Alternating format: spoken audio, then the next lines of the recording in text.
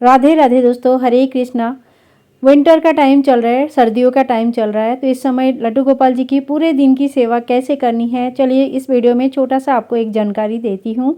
I hope आप लोगों के लिए ये बहुत हेल्पफुल है।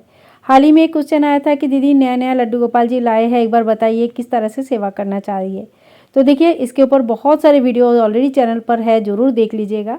आप क्या करेंगे, लड्डू गोपाल जी को बाकी भगवान के जैसे नहीं, छोटे बच्चों के जैसा सेवा करना होता है। अब लड्डू गोपाल जी को रात को सुलाइए, सवेरे उठाइए, जगाइए। आप भजन गा के, थोड़ा सा ताली बजा के, हल्की सी एक घंटी बजा के ठाकुर जी को उठा सकते हैं। ठाकुर जी को उठा के अच्छे से उनको पोशाक कुछ पहना दीजिए, गर्म पोशाक, और गर्म दूध का भोग लगाइए। गर्म मतलब जो पीने लायक होता है। इसके बाद 8 साढ़े 8 बजे तक जैसे थोड़ा सा धूप आ जाता है तो ठाकुर जी को स्नान कराए। इस समय आप सरसों का तेल का मालिश कर सकते हैं, या केसर का इत्र अगर मिल जाता है, गुलाब का इत्र मिल जाता है तो उससे भी मालिश कर सकते हैं। हल्की गुनगुनी गर्म पानी से आप उनको स्नान कराएं। फिर कोई उलेन जो वस्त्र होता है, जो गर्म वस्त्र होता है, वस्त्र पहनाएं। ठाकुर जी को पीला आसन देके अच्छे से वहाँ पे अपनी जहाँ पे भी बैठाने की व्यवस्था किया है वहाँ पे बैठाइए। आप अपनी मंदिर में भी रख सकते हैं, अलग से भी व्यवस्था कर सकते हैं। इसके बाद देखिए, आप एक बार जब पूजा करेंगे मंदिर में तब एक बार भोग लगता है, तो पूरे मंदिर के लिए भी आप भोग लगा सकते हैं, एक ही साथ भोग लगा सकते हैं।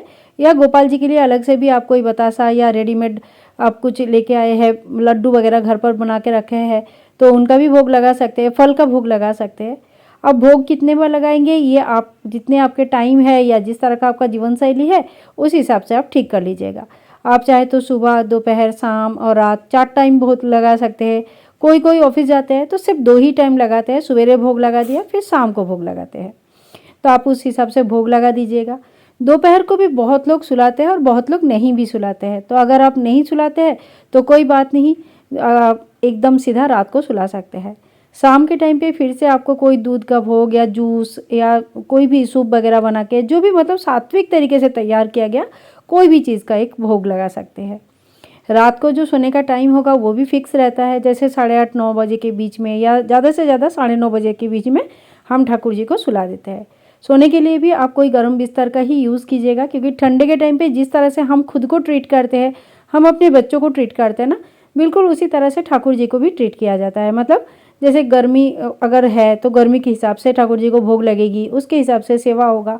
ठंडी है तो ठंडी के पोशाक पहनेंगे, ठंडे के जो परफेक्ट खाना होता है उस तरह का खाना खा भोग लगाएंगे। ठंडे के जैसे बिस्तर होना चाहिए, वूलन बिस्तर, उस तरह से बिस्तर होना चाहिए। तो इस तरह से आप ठाकुर जी की सुबह से रात तक सेवा कर सकते हैं। तो इस आज का वीडियो आशा करती हूँ आप लोगों के लिए बहुत ही हेल्पफुल रहेगा।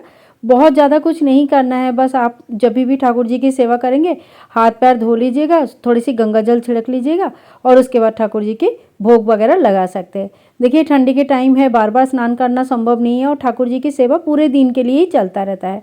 जैसे सवेरे हम भोग लगाते हैं, दोपहर को लगाते हैं, शाम को लगाते हैं, सुलाते हैं, तो पूरा दिन तो आप बिल्कुल भी स्नान करते रहेंगे ऐसा तो होता नहीं है।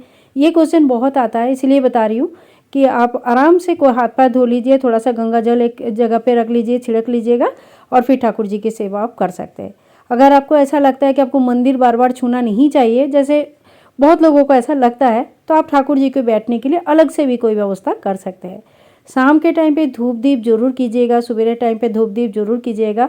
और एक बात हमें हमेशा याद रखना चाहिए, भले ही ठाकुर जी की सेवा छोटे बच्चे के जैसा होता है, पर ठाकुर जी भगवान है, देवता है, और उनकी सेवा देवता जैसा, भगवान जैसा ही होना चाहिए। आप जहाँ भी जा रहे हो ठाकुर जी को ले जा रहे हो ऐसा मत कीजिएगा, क्योंकि ठाकुर जी सिर्फ सात्विक जगह पे ही जाते हैं, जहाँ पे उनको जाने लायक है ऐसी जगह ले जाइए। वृंदावन घूमने जा रहे हैं लेके जाइए, कि लेकिन शादी घर जा रहे हैं लेके जा रहे हैं, दोस्त के घर घूमने जा रहे हैं लेके जा रहे हैं, ये सारी चीज़ें ठीक नहीं होती है। तो ये बात बिल्कुल ध्यान में रखिएगा। और ना ही ठाकुर जी को अपने साथ सुलाना चाहिए। ठाकुर जी भगवान है, उनके सोने के लिए आप अलग से शुद्ध सात्विक तरीके से व्यवस्था कीजिएगा।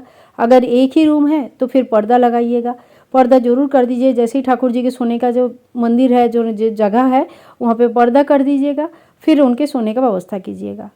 तो देखिए, इसी तरह से ठाकुर जी की सेवा बहुत ही सरल विधि से होता है।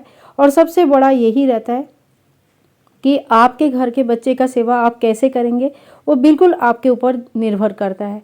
आप 2 बार भोग लगाएंगे, 4 बार भोग लगाएंगे, कैसे कैसे कपड़े पहनाएंगे, अपने हाथों से बनाकर पहनाएंगे, ये सारी चीज़ें बिल्कुल आपके खुद के ऊपर निर्भर करता है। तो इसी तरह से आप ठाकुर जी की सेवा करें।